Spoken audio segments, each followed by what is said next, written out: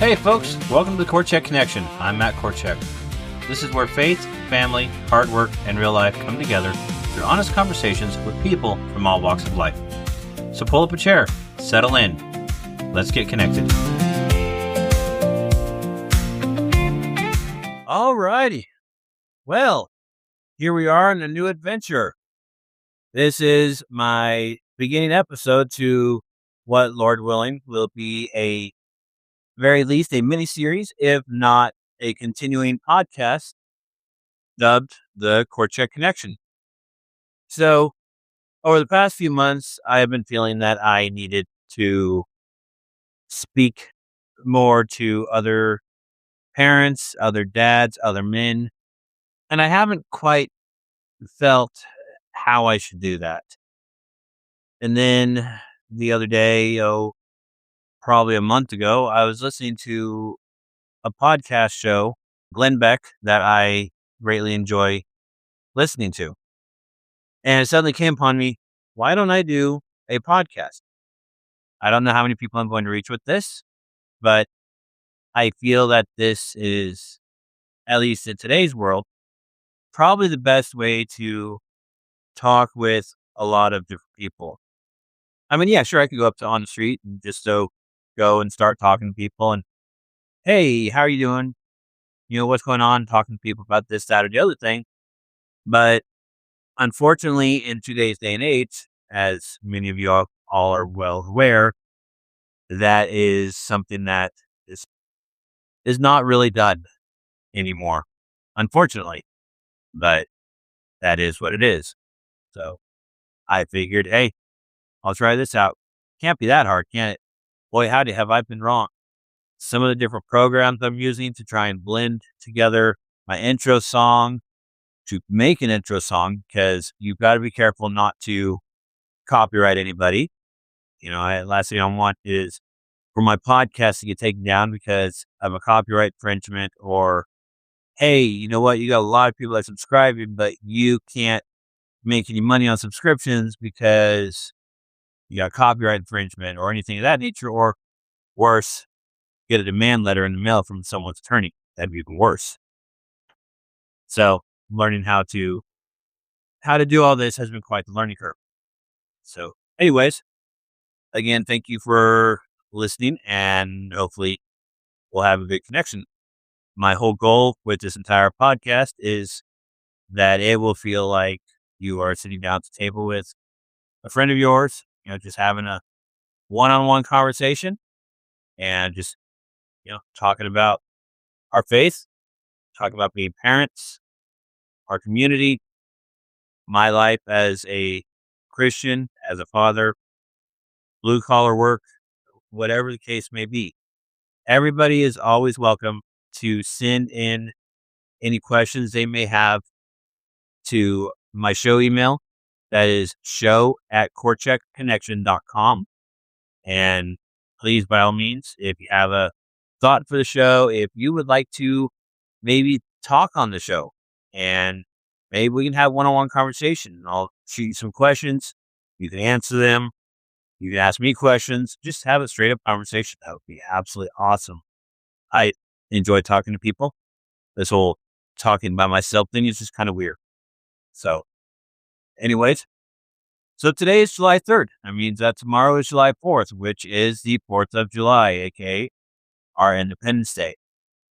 250 years that our country has been around. That is absolutely amazing. 1776, it's hard for us to imagine life the way that they had it then, when you're carrying around a single shot musket, you're riding horses or walking between towns, and the next town over may have only been 10 or 15 miles away, but walking, that would take you all day to get there.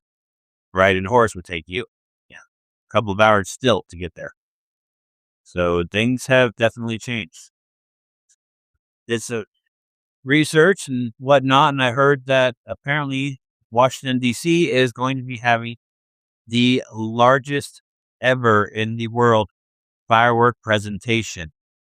I guess if you want to look at size, your local community will usually have anywhere from 80 to 100 fireworks, and that's your little local park deal.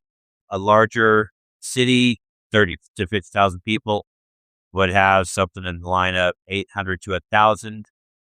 And then, say your large city, such as New York, LA, San Francisco, would have a show that might be 50, 60,000.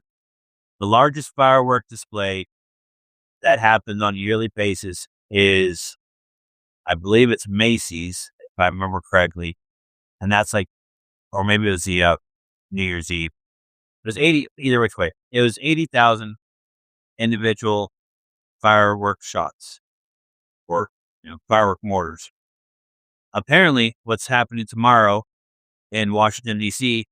is 850,000 individual mortar shells. There are shells that are said that they're going to be 16 inches in diameter, and when they explode, they will take up a 400-yard radius, which is approximately a football field across. Excuse me. 400-yard radius, which is approximately 1/4 mile across. That is absolutely amazing that anything that big is able to be safely contained and then, for all intents and purposes, safely launched. It's amazing. So, pivoting on this, I want to talk about family. I hope that you all are going to have a happy and safe Independence Day. Make sure that everybody comes home with all 10 fingers, all 10 toes. If you got any little ones, please make sure that if they're handling sparklers or anything of that nature, that they are doing it in a safe manner. I know that we all have a pyrotechnic in us and that we all love to just have fun and watch things explode, but let's all make sure to do it safely. I know my children, if anything happened to them, I wouldn't be able to forget myself, especially with something that, I could have reacted at. That is just not even something I can fathom at all. I do have a question for all you dads out there. Actually, moms, if you want to chime in, you're welcome to as well. How did you all handle your children getting to drive or learning how to drive and getting their licenses? I know for me, it has been it was very stressful to begin with. The first time that we went out driving after he got his permit, we spent probably close to 3 hours just driving around the parking lot of the speedway that's near us, just so he could learn how to park the car, back the car out, park the car, pull the car out, and remember to be practicing his stop signs and his turn signals and all that stuff. It, I think I lost a few years, quite honestly, and all that. But he has come a long way. He has become a very, very responsible driver, got his license, and it has been an absolute godsend. There's some other stuff that's been going on I'll get to in a few minutes here. But yeah, I mean, how'd you all handle that? I know I'm hoping I handled it well. I'm hoping I didn't stress him out too much. I mean, he did get his license, so I guess that means I taught him decently well, I hope.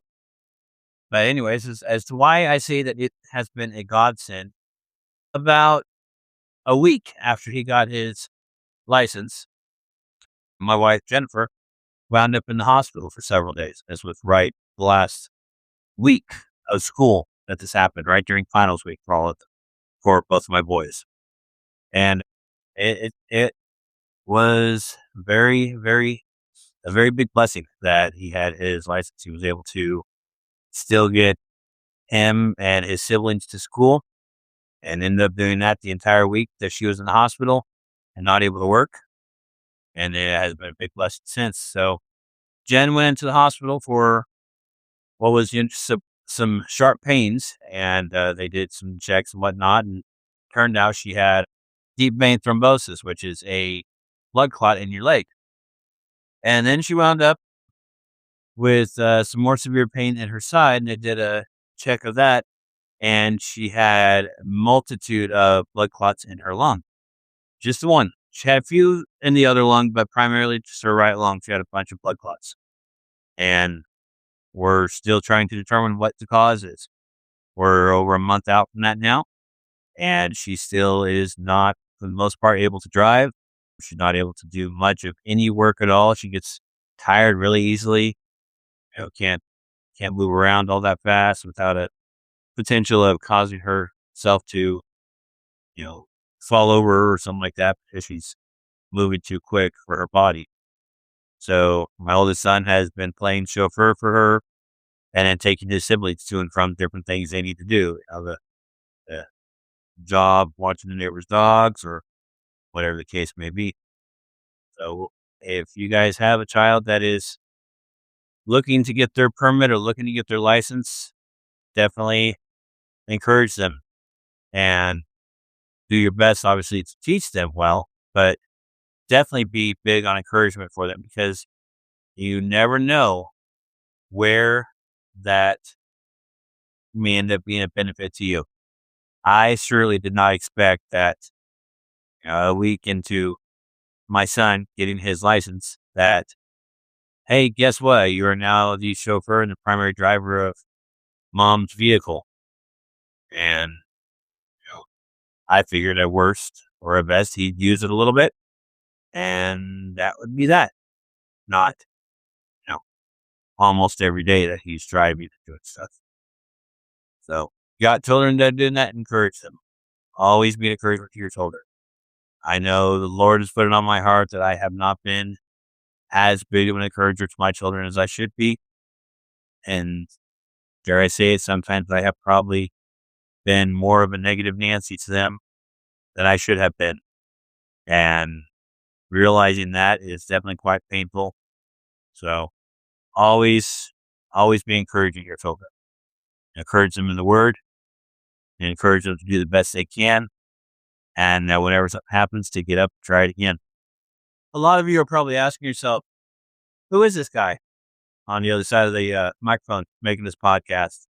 What authority does he have to talk to me about my faith, talk to me about my children, about my work, about my family? Don't misunderstand me. I am not trying to talk to you about you. I am trying to have a real conversation with you. I want everything that I talk about is from my perspective or from the Bible's perspective if I have read and understand a passage about whatever it is we are talking about. I am talking with you. I'm talking about me. Absolutely nothing that I have to say is to specifically talk at any one person. Now, that being said, as I know I have felt in the past on things, if something that I say gives you conviction, gives a little knife in your gut that, hey, I need to pay attention to what's being said, or, hey, I need to change something that I'm doing. That is a conversation for you to have with God, or a conversation for you and your spouse to have, or conversation that you and maybe you alone with yourself need to have. But like I said, nothing that I specifically am saying is to specifically pick out or target any one particular person. I don't have any special letters before my name. I am Matthew Korcek. I am a father. I am a son. I am a Christian. I am a blue-collar worker. I was involved in politics, but I am no longer.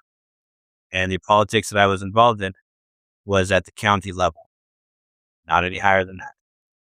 So my authority, there is none, except for what authority I may have through Jesus Christ. But that is speaking on faith and speaking about him. And if I'm wrong about anything that I say, please feel free to call me out. I do not want to appear as someone who is a know-it-all or who thinks they are correct all the time, because I know I'm not. I have had many occasions in my life that I have thought that I was correct and I was right and I was righteous. and I was knocked down. There was one point in my life where it, in a sense, it took God hitting me over the head with a spiritual 2x4 to get my attention. Or if you rather say, probably actually more accurate, is a spiritual large cast iron pan to get my attention. It took a lot. And I think I have had somewhat of a similar event, not to that extent of, part of a item in me, but that he has had to get my attention here recently. So I am a father to 3 children. I got 2 boys and a girl. My oldest boy is actually mine and my ex-wife's. So he has had a somewhat different upbringing than my other 2 children, in the sense that he was around before me and Jennifer got together and got married and had 2 more children. And he also has obviously a different genetic makeup. So there are different situations that I have with him that I have experienced and that I have not had with the other 2. And some of that can be chalked up to just who makes up an individual.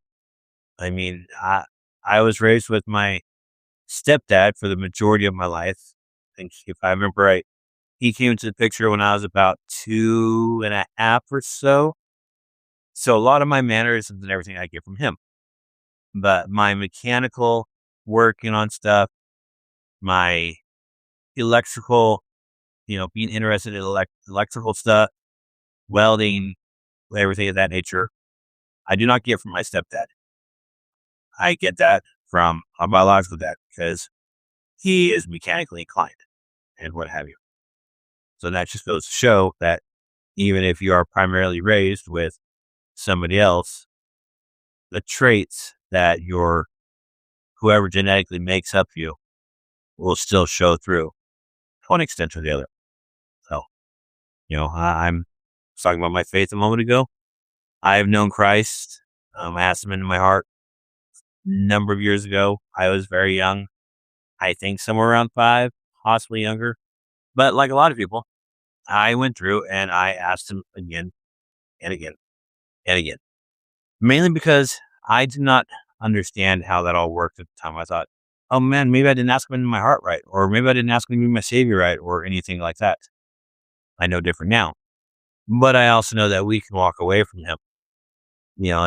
That he does not leave us, but we have the freedom to live our life. We have the freedom to walk our path. We have the freedom to choose whether or not God is going to be in that life.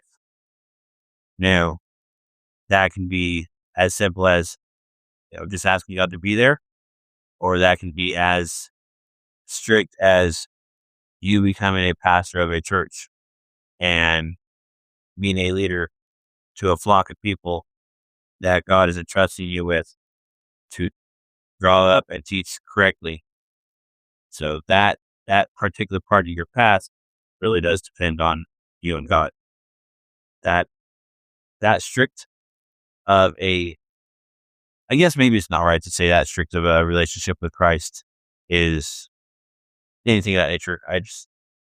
I guess we all need to have an extremely strict relationship with Christ, because if we do not have that relationship with him, if we do not stand up for him for anything that anyone might say against him, I guess ultimately there's always a possibility that upon that day that we stand before him in glory, that he may tell us, I do not know who you are.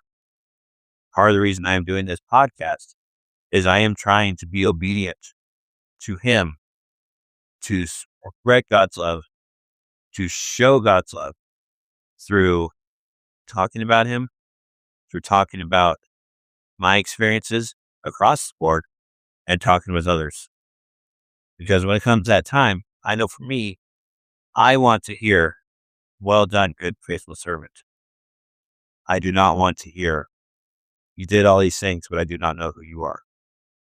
That, the potential of that, if I choose to live a life where I just go around and, Sunday I go to church and, oh yeah, I'm a Christian. Live my life during the week. Sunday, oh yeah, I'm a Christian. I've done that in the past. I can't keep doing that. I must do more. We need to follow him. And as men, we need to be leaders for our family. You need to be a leader for your children to show them how they should treat their wife. They also take from you not only how you treat your wife, their mother, but they're also going to take how they treat their mother, and like I said, ultimately how they treat their wife. Your daughter, if you have one, is going to see how you treat her mom and look for the type of man that would treat her the same way. So I know for me, my daughter, last thing I want is her deciding she's going to be with a guy that treats her like a piece of crap.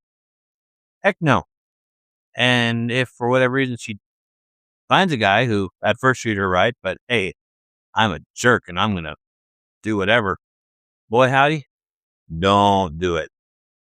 I mean, you guys know, Daddy Bear comes out just like Mama Bear does.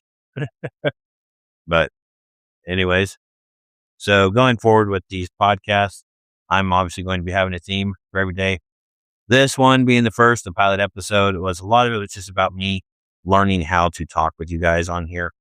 So I do apologize for some of the randomness on this podcast, especially in this inaugural episode. Going forward, I will try and have a better outline of how things are going to progress throughout the episode. I will definitely have a theme for every episode and hopefully have a little bit of homework for y'all. Not that I'm going to try and give out class homework or anything, but I might try and, see if God puts something in my heart of a passage that you might want to read or a book y'all might want to check out or a snippet of a show you guys might want to check out or what have you. Just, we're in this together to learn together. So I appreciate you all. Oh, next up, the next episode, I'm going to be having a guest on this show. We'll see what that's going to entail. All right. Thank you very much. Y'all have a good day. Thanks for spending some time with us today. We hope you join us again for the next conversation. Meanwhile, keep your faith, trust God with your path, and we'll see you next time here on the Korcek Connection.